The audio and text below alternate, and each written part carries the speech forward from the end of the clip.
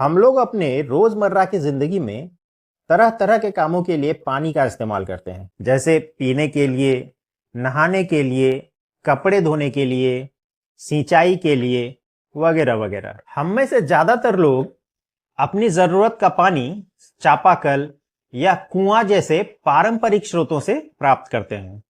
लेकिन जमीन की सतह के नीचे इतना पानी आता कहां से है? चैनल पर नए हैं तो सब्सक्राइब जरूर करें ताकि आपको ऐसी ही ज्ञानवर्धक वीडियो मिलती रहे। आप देखते रहिए अपनी देसी पाठशाला।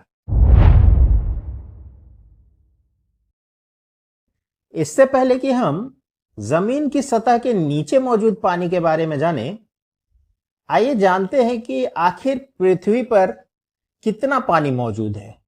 पृथ्वी की कुल सतह का लगभग 71% हिस्सा पानी से ढका हुआ है और शेष जमीन है जिस पर हम लोग रहते हैं। पृथ्वी पर मौजूद कुल पानी का लगभग 96.5% हिस्सा महासागरों में खारे पानी के रूप में मौजूद है, जो हमारे किसी काम के नहीं। शेष बचा 3.5% हिस्सा मीठा जल है। अगर एक 20 लीटर के पानी से भरे बाल्टी में से एक मग पानी निकाल लिया जाए, उस 20 लीटर के बाल्टी को अगर हम पृथ्वी पर मौजूद संपूर्ण जल माने तो वो एक मग पानी मीठा जल के बराबर होगा जो पृथ्वी पर मौजूद है। इतने से मीठे जल का भी एक बड़ा हिस्सा ध्रुवों पर बर्फ और ग्लेशियर के रूप में जमा हुआ है, जिसका हम लोग इस्तेमाल ही नहीं कर सकते।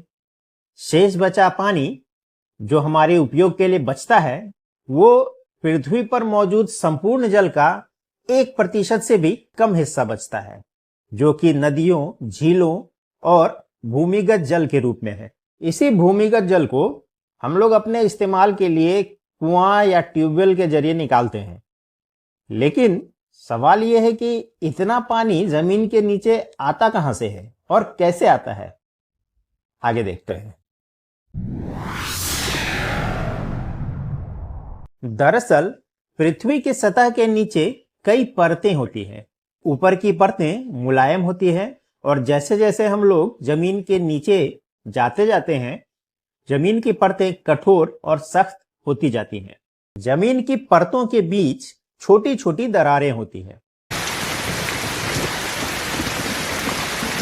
जब बारिश होती है तो बारिश का पानी पृथ्वी के सतह में मौजूद इन दरारों से रिसता हुआ धीरे धीरे गहराई में पहुंचता है, जहां चट्टानों के बीच उपस्थित खाली जगह में यह जमा हो जाता है और इसी जल को हम लोग भौम जल कहते हैं।